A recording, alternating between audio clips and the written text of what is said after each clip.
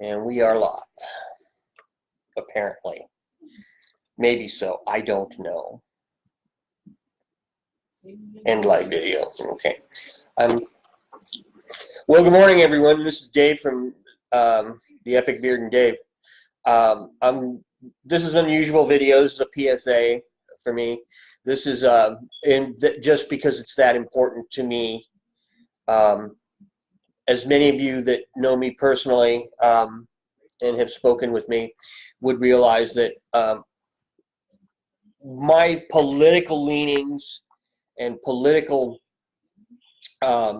view is of this. I am a registered Democrat, but I'm a constitutionalist. I may have been a registered Democrat all my life, but that doesn't mean I am a party person. I've never believed in party politics. I've never really believed in voting the party line. Okay, if I don't like the candidate, if I don't like what I see and what I read, personally, I vote my conscience. I've explained that to my son and many people and a few of my good friends when we're discussing this, that when you vote, you should vote your conscience. And you should read this, which I'm going to sit down today. I got to run a couple errands, and I'm going to sit down today at breakfast or whatever, or lunch, and thumb through this and read it.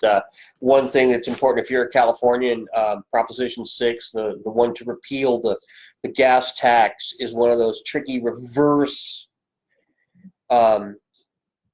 things. It's a vote yes and keep it, and vote no and lose it. You know, it's a trick by whoever writes these and puts these out. I don't know if it's people like you and I, or if it's just the crooked Democratic politicians. Let's face it, I live in a state that, though the House and then its Assembly and its Senate is pretty much Democrat.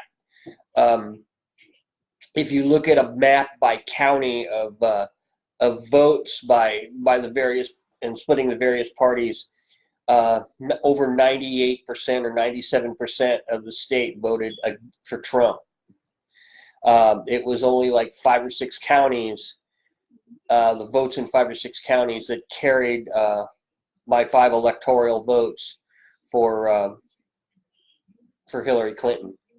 So in a way, there's a disparity, but you know, it's the electoral vote, and which is what counts, and it is done for that reason, and that's we're a good example of why we have that, because if it weren't, Trump would have lost and Hillary would have won. And I just can't believe what this country would be like. Anyways, enough of my personal opinion. The big thing is, tomorrow is a national election. It's the midterm election. It's most commonly thought of as one where people don't turn out, and because it's not a presidential election, but it is in every way and sense. It is a presidential or party or political view election. You have a lot, like in California, we have a lot of propositions on there, like what the gas tax and a few other things, and there's some really, really ugly propositions on there that I've read so far and what I've seen advertised for. And hello, Arthur. Thank you for joining. That I would like to see turned around, and I would like to see ended or not pass. And good examples are in California when they decided to deregulate electricity. It allowed Enron and I think what the other one that failed come in and buy our power generation. The regulation that was removed was that power companies had to provide their own generation and or production, and it was given over to them. They had been bitching for years about, they can't afford to do it. Well, they hadn't paid or done anything to maintain their generation facilities running good. They just kept them barely alive, and it was getting very, very expensive to rehab it. As a result of bringing in like Enron and those, we lost the electricity produced by San Onofre. It cannot be run again during this major, major expensive and taxpayer supported rehab that helped Enron or whoever owned it bring it back online, just destroyed it. I mean, it was substandard welds, things done completely wrong. The whole thing was just a mess and a screw up, and we lost it. Okay. So it's just sitting down there, idle, not doing anything, with a pond full of radioactive waste. And I don't know how they're going to how or if they should or when they should start to dismantle it. Another thing, and it raised electrical prices, and it the company's power broke, and the governor at the time, when it all hit its peak, its zenith, was stuck with having to sign for expensive, extremely overrated power bills, and it raised everyone's rates, which it wasn't supposed to, and it caused. If you'll notice, ever since Enron and all those have lost those and was reverted back to the power companies, we don't have brownouts anymore here in California. We don't have rolling shutdowns or power reduction. We have, and there really isn't any talk of our power shortage. California produces far more electricity than it needs. They were able to shut down. They're able to shut down various plants at times for rehab and bring those back up to higher quality or better. I don't know. They can fix them and they can keep them running. And the thing is they could even also possibly add some of the more modern and advanced technology into their generation and transmission. There's technology out there that's just insane. It's just completely insane. Now, that is a result of voters being uneducated and not thinking. Another one was one of my favorites now is California changed its primary laws, and basically right now as it stands, if we run, for instance, like a senator or whatever for election here in California, you will only be able to vote for a Democrat. The last two elections, it's only Democrats. There's two Democrats on the ballot this year, Dianne Feinstein and what's his name? I have to look it up. I don't even know the game. I'm not interested because the guy's a friggin' Democrat. Okay, we need a change in Washington in that regard. I don't think people in the state are being fully representative. I think areas or a couple counties are being represented, and that's it. But my call to you today, as I sit here in the epic beard cave, and coming out to you not as the epic beard and Dave, but as Dave, a citizen of the state of California and a citizen of the United States, for you to vote. Get out and vote. I don't care if you vote against me. I don't care if you agree with me and vote the way I think and the way I think you should vote. But I think you should just vote. I think you should exercise your constitutional right. As I said, I may be a registered Democrat, but I am really an old school constitutionalist. I believe in the Constitution.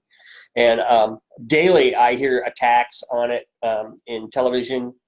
And I've seen it in interviews of personalities in England, and a misquote of the Constitution, and it's just I think that's what people are being taught. They're being taught a version of it and an approach to it that is to try and make it look bad. But when you really look at it, you really read what it says, and you understand what it is and what it says. You will understand that it is the best damn document ever written. It is the oldest living legal document still being enforced. And the Constitution is more than just, saying this and saying that, and how you count up people. It is how we run our government. It is how and defines and separates the three basic powers. And it is what legally forms the United States of America. If you want to take it down and you want to change it, hello, Rick Nelson, thank you for joining. If you want to end this country, then start taking apart the Constitution. or remove it, and then basically the United States doesn't exist anymore. It is a group of states or people on a continent that are running amok and have no really direction.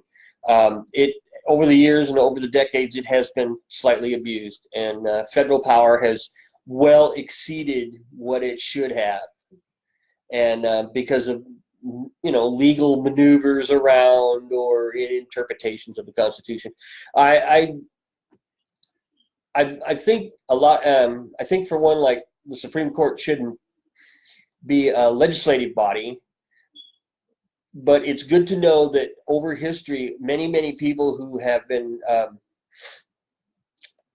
chosen to be on the Supreme Court for whatever political reasons, the president and the sitting Congress and the powers that be in Congress and in the Senate, have kind of backfired on them. I think a lot of judges who were supposed to be a lot more liberal or a lot more conservative, once they were on the court and in that position where they really basically, it's very, very, very difficult to fire them, and they're there for life.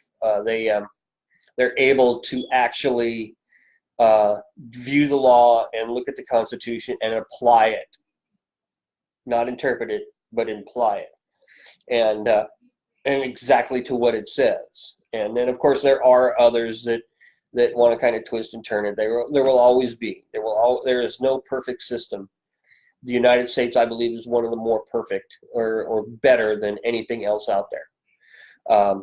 We can tell by the death count just alone in our republic, in our democracy, our democratic republic, that far, far, far less people have died at the hands of the government than any socialist or communist state ever.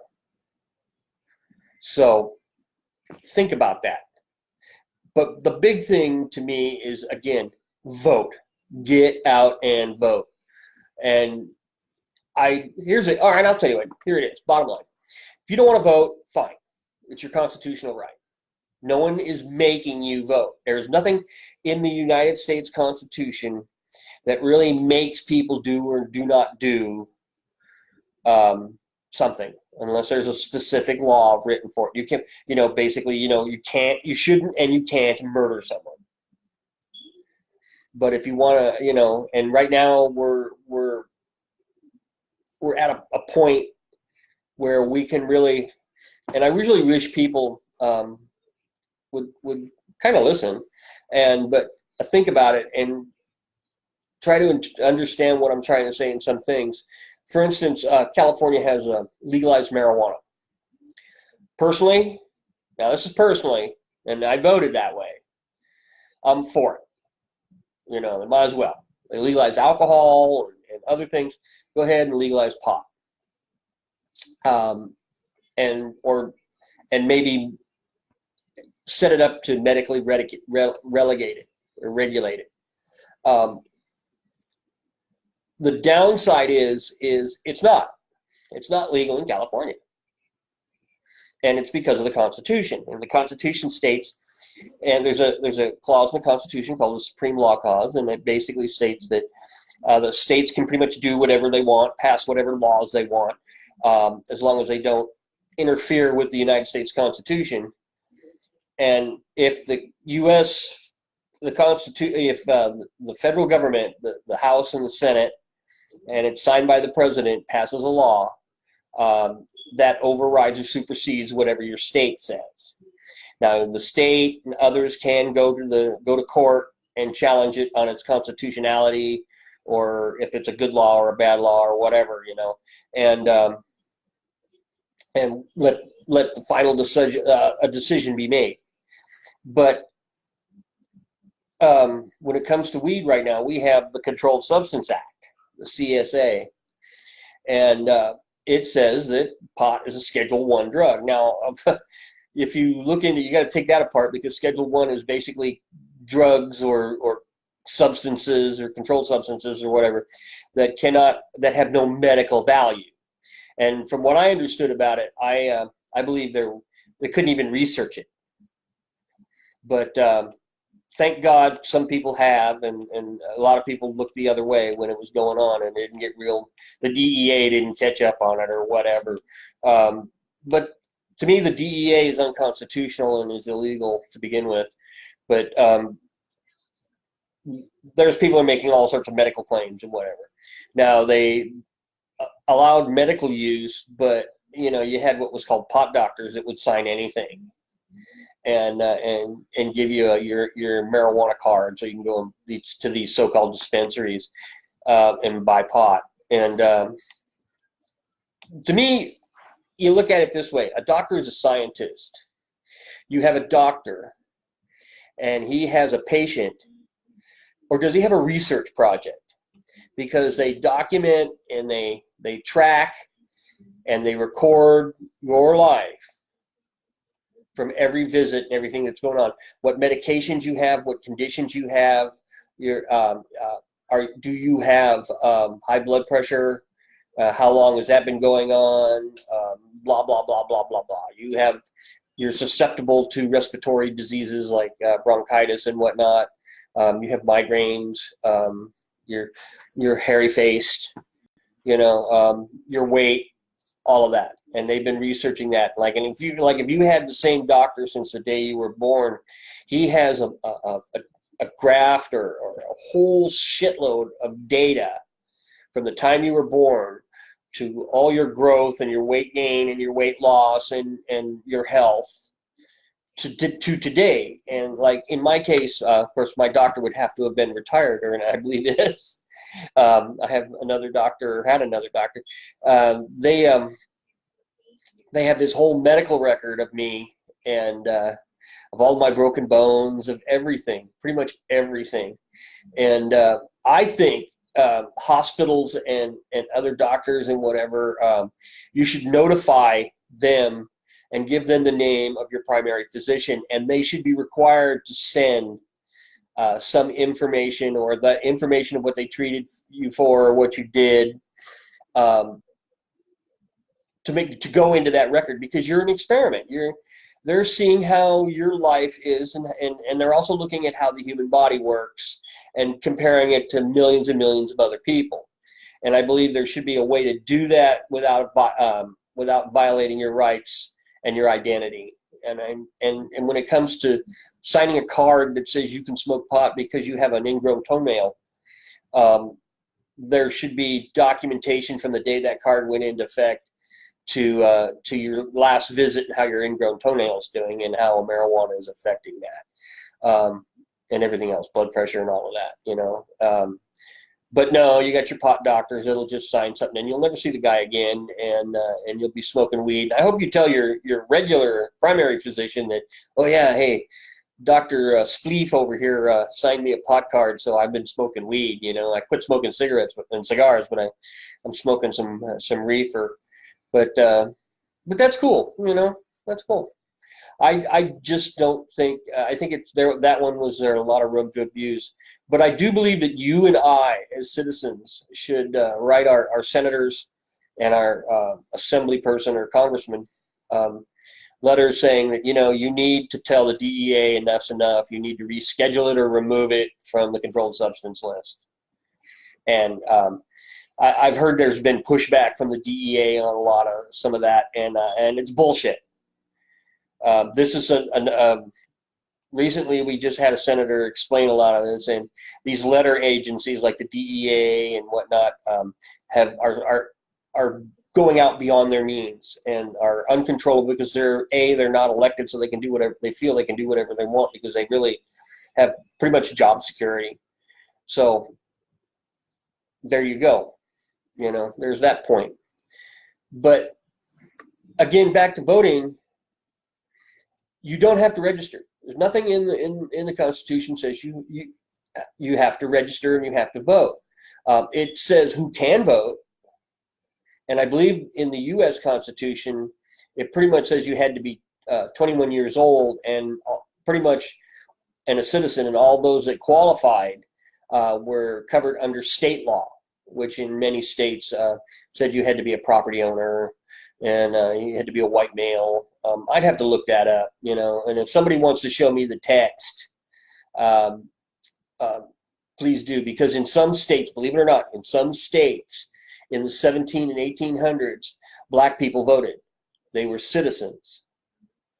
They had been released or freed from service and lived in other states which were legally kinder and gentler toward black people, and like Boston, well, not Boston, it was a freaking a racist city, but in like Pennsylvania and New Hampshire and places like that, you know, Quahog, if you get that reference, but vote, you know. These people were allowed to vote because of the state law. You know, all you had to be was 21 years. They agreed with the Constitution, said, yeah, you had to be 21 years old and a citizen of the city or the state or whatnot, you know. And people registered and people voted. But again, the Constitution doesn't say who and how, and to my knowledge, who and how, but other than just, you know, 21 years old. And doesn't say you have to. Doesn't say you have to vote. You don't have to get up today, or you didn't have to rush home from work, or a couple days ago fill out your absentee ballot and mail it in. The gun is not to your head to participate in your democracy. So when you come to me and you come to many friends of mine, and really most people will agree with me on this one. If you didn't vote, if you're not registered, if you've never registered, if you're not registered and if you've never voted, or you just don't vote because you don't think it means anything, well, you're right. It doesn't mean anything because you didn't vote. And it doesn't matter if the proposition passes that you hate. It doesn't, well, it matters, but you did. You participated. If you participated, then it had a chance of not being just, you know, just signed into law, you know. If enough of you non-voters that really didn't like it would have voted, it wouldn't have passed. I think if you don't participate and you don't vote, quite frankly, I don't think you have an opinion, and I personally don't want to hear it. You want to hate whoever is the current president, if you want to hate what's going on or whatever, but you don't vote to elect people who you feel would represent you better than Dianne Feinstein, for instance, then, you know, what the hell? You know, they win. They really win. To me, the politicians win more when you don't participate, because they got more of their people that were willing to get up and walk down to the polling place and cast a ballot and make a decision. You know, you don't have to, even on the ballot, you don't have to vote on everything. You can pass on certain things, you know, if you don't know or you don't want it, you know, or you just don't know and you don't understand it, or there's nobody sitting in a seat that you really think should be elected. You can bypass that, or you can just vote openly for a vote of no trust, you know, no confidence. So, you know, that's the point. Go for it. You know, America, exactly, Dave. No vote, no say. So you're damn right, Rick. I mean, you don't play. It's like my son came to me one time. It was in a discussion, and he said to me, he goes, "Our generation gave us the participation trophy." And a couple of his friends, it was on Facebook, were being real buttholes. And so I said, yeah, you're right, Sean. You know, if you don't, you know, we gave you the participation trophy. We tried to encourage you. I don't say I agree with participation trophies. I think there should be winners and there should be losers, especially in competition, to try and teach you something. But yeah, we gave you the participation trophy. The biggest problem, son, and to your friends, I say this: the biggest problem is if you don't participate, you don't get a friggin' trophy. Okay, so don't vote. Don't get a participation trophy. Don't get what you end up with. And that's a big part of, I think, of what has brought our country to where it is today, and why there are so many people out there that are angry, and why anger is not good, but it's God, it's so hard to explain this. I mean, Rick would understand this, and I think Arthur would understand it. I think any others that are watching this or will watch this will understand that it's hard to explain that to stupid people. You just can't get through. And especially when they want to, I know too many people that would argue, well, I would call them racist, but they would argue that no, because this is not a race, because they're belittling people in certain parts of the country because they're not because of their ethnicity, but for their occupations. Like they have college degrees and you don't, and you're a laborer and you're a craftsman, and they're better than you. Well, if you look up the true definition of racism is that someone feels that they're that much better or superior than another, based on race or whatever. So to those of you out there that think that because they all live in Kansas or Missouri, hello Debbie, they're dumb. They don't know. They're not educated like you all are, because hey Dave, yeah, hey Debbie, but they're not as smart as you because you have a degree and you're working in a almost minimum wage job because you have a degree in lesbian dance interpretation or wallet making or politics, even media, and you're not doing anything in those fields. You're working as a secretary in somewhere else, or as a clerk, or in a warehouse or whatever. And don't get me wrong, I have the highest regard for people that even work in warehouses. They do their job, they show up and they do their job, and that's what's important. They earn their money and they work very, very hard. But to be honest with you, most people aren't going to be able to go to college. Most people aren't going to be able to afford to go to college. And especially people that are going to take degrees in the humanities and women's studies and whatnot. And that's just dumb. I should have gone myself and gone into. I love history, and I'm very good at history, and I should have gone and become a history professor.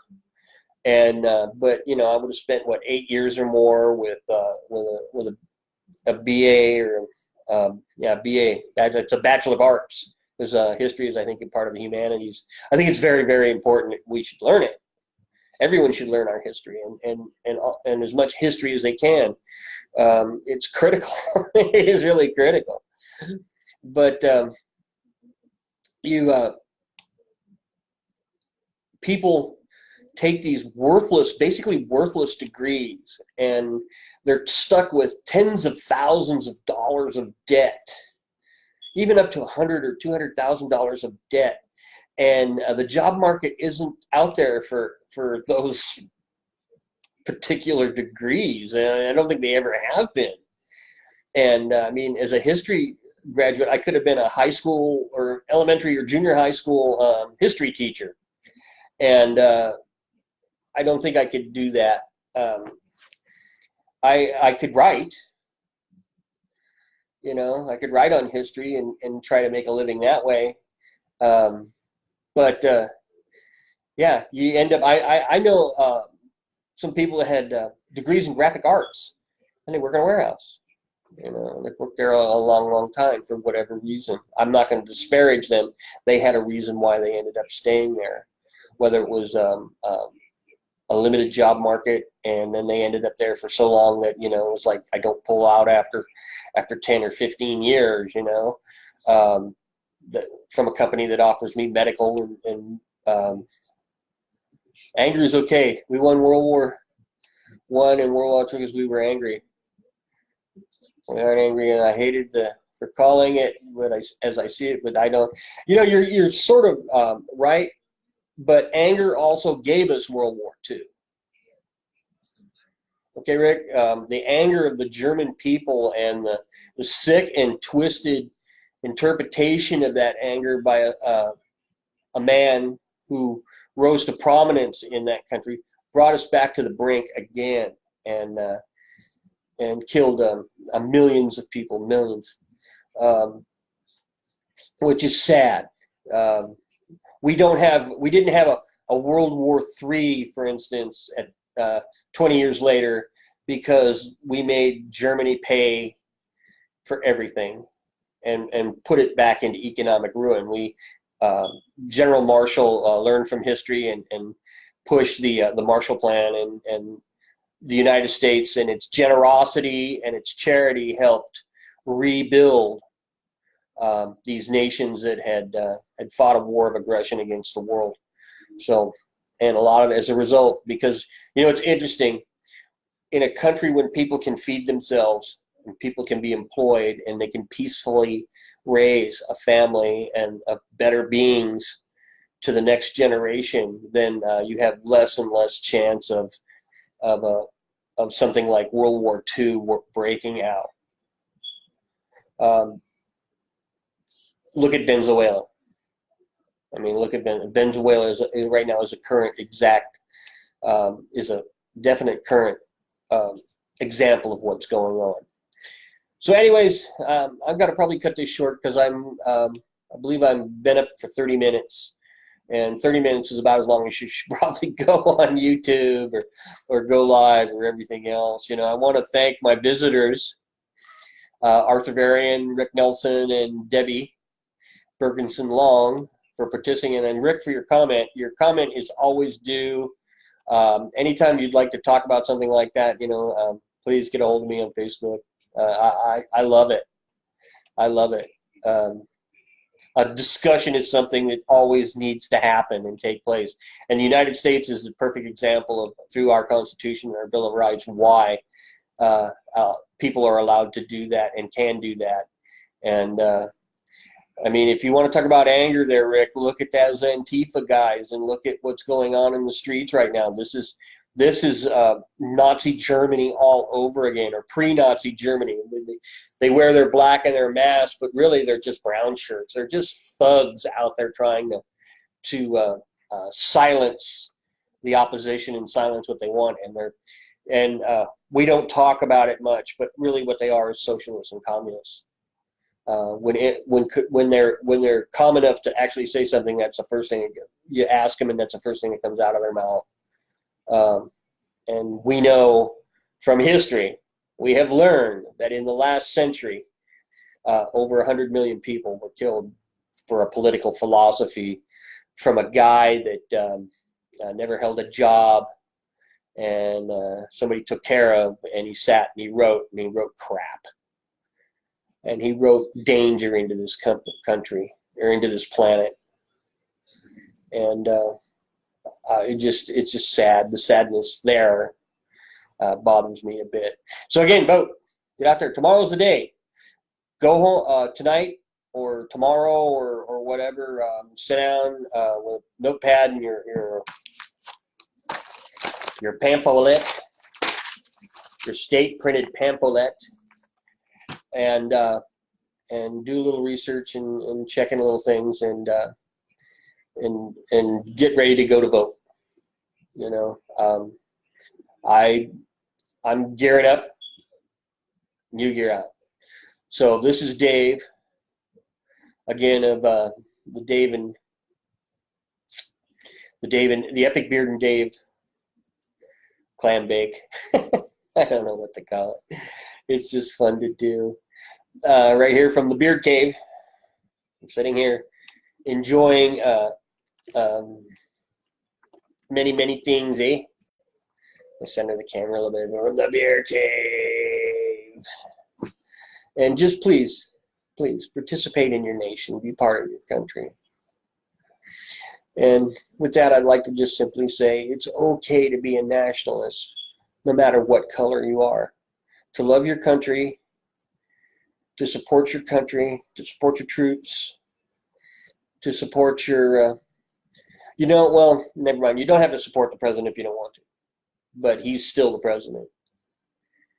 And to support each other Uh, America is a wonderful charitable place, and we do invite people to come and desire who desire to live a better life and to be an American.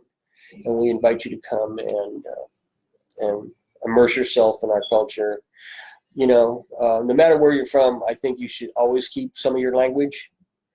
You should always keep some of your customs and some of your culture alive within your family group and your social group or your ethnic group or whatever you want to call it. But I think when we start to add um, hyphens to who we are, uh, I'm an American first. Uh, I believe I'm of Irish, French, and Indian, Canadian Indian descent.